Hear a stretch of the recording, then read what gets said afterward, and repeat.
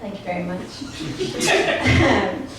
Today is the 1-year anniversary of me joining a child protection team with Worcestershire County Council. That was me never giving the original name. It was Worcestershire Children First. And I joined Worcestershire County Council as a newly qualified social worker. And I booked this gig thinking that I would be leaving the team tomorrow. But it turns out I'm sticking around for another month. So I've heavily edited tonight's material to reflect that.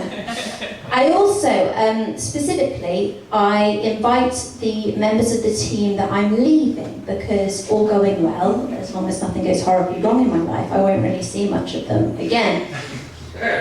But I got a message from my manager last week to say that she'd extended the invite to the assistant director of the whole department. Speaking of which, they say that sometimes social workers can be a bit ruthless, but I have never met so many people called Ruth in my life. So, a year in safeguarding, what can I say?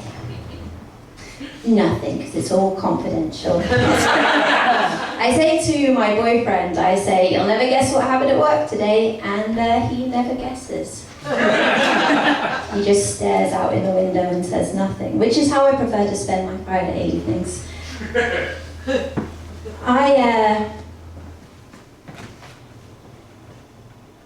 I was just thinking about the Friday evenings and saying nothing, and I was like, that is beautiful. But no, it is nice to see familiar faces in the audience, and some faces I expect to see in the not too distant future. He's staring at the drink. Yeah, that will be noted down in the case notes. But no, you're safe here because we are a Bromsgrove-based team, and we only take on Worcester cases when there are too many. Hi, Max.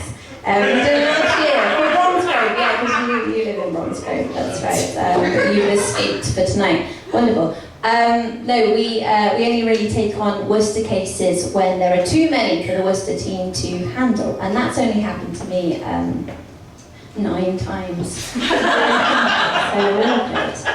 But I was asked to help out with the job fair. I think they asked newly qualified social workers as representatives because we're still able to convince innocent people that it's a good idea. I was like a siren on the rocks singing as the ship sailed towards me. But I got paid in a coffee cup. This one. Which says, "Social work and Worcestershire, we're the perfect blend." Which, as some of you might have realised, and as my boyfriend pointed out to me, is not the best look for Worcestershire. It's kind of like saying sniffer dogs and Ronkswood, the perfect blend. Those of you who know the area know about the reeds. But the way I keep myself mentally stable in social work is I frequently defeat children at Uno. I look at them and they're so excited to play the game, and I think, I need this more than you. And they come with big talk, because they're used to adults who care about their emotional welfare, which is great for a parenting assessment, but means nothing when I make them pick up 16 cards in a row. I make sure that I log it on their file, so that if they request that when they're older, they have the material ready for the therapist. And I'm also living with my parents, and so when I come home, I like to tell them all the reasons I've learned that I should have been removed and placed in foster care as a child. My parents had geese, and there's a pair that had 9 goslings, which is wonderful, but they are down to 3 goslings already. We think there are rats in the barn, and I said to my mum, safeguarding issue. That is parental failure to protect. We need to accommodate the remaining children in a residential unit under an interim care order. And my mum said to me, but then the parents will attack me and the babies will cry. And she said, I think it's better to just let them die. Which is an approach that's no longer acceptable in children's services. But But we know that social workers are often overworked. But what's good is that we can claim back any overtime we do in toil, which means we can take time off during less busy periods, which means that social workers can save up enough unpaid hours to retire. That's really nice. And in my adulthood, I feel like I am learning more and more who I am and finding fewer spaces to be myself, because you have to be professional all of the time. Last time I was here, Wesley, I got my tits out. Can't do that at work. But what I would like to do to blend my personal life with my work life tonight, one night only, is I'd like to do a case study.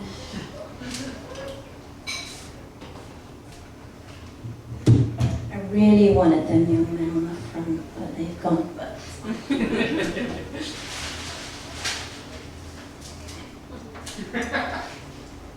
So, gentleman over here.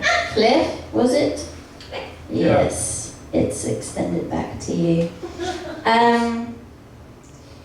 Do you have any underage children? No, I could tell because you've got the sense of freedom. Which is really beautiful to see. So what we're going to do, Cliff, plus also, I want this to be really low stakes because none of us want to make an anonymous referral tonight. But we're going to create a genogram. And a genogram is a fancy word for a family tree, which is basically, it's where it's the equivalent of taking photos of a derelict building so that you can see what work needs to be done and how much it's going to cost. So, I'm going to draw you first to begin with. What is your gender? Don't worry, I've got a range of shapes. Male? Male. Cis male.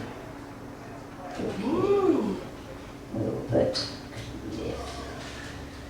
I've been very presumptuous with the spelling. I've gone with geography. Yeah. Yeah, okay. And what is your age, Cliff? Over 60. Over 60. We will put 60 plus, and I'm going to put embarrassed, brackets, embarrassed. Okay, presumably, you have had parents? Yep. Yeah, same gender, different gender? I don't understand that question. Yeah. Oh, okay, sorry. Alright, yeah, we got a square. And did you have a good relationship with your parents? Yeah. Yeah, so what we do to represent that is we draw a bubble that you are living in. Beautiful. Now, Cliff, do you know more than 3 people? Yeah. Okay. That's great for you, but means this is going to take too long. So what we're going to do is we're going to skip straight to the main question, which is, have you ever shit yourself? Have you ever shit yourself, Cliff? No. Oh, you're the worst person for this part. Good. Okay, wonderful. Never. I don't mean in memory, but these people, they remember a time when you shit yourself. Yeah, probably, but at a very young age, very, very tiny, very little, weeny, weeny. Max, I'm going to ask you, have you ever shit yourself? Loads of times. Loads of times I thought so. I've smelled it before. Alright, when was the last time? When was the last time? Oh, I don't know, so like a few months ago maybe. A few months ago. Okay, and how old were you a few months ago? 26. 26, okay. And do you think you could successfully train a child to not shit themselves by the age of 26? You're asking a lot of me here. Yes. Yeah, you do. Okay, you're pretty confident. And, okay, and would you let your child win at Uno if they were crying? Yeah. Yeah, you would. Okay, I'll tell you what, we'll do a deal. We'll take your firstborn, but you can keep the rest. Thank you very much. I've been Susie Grobel.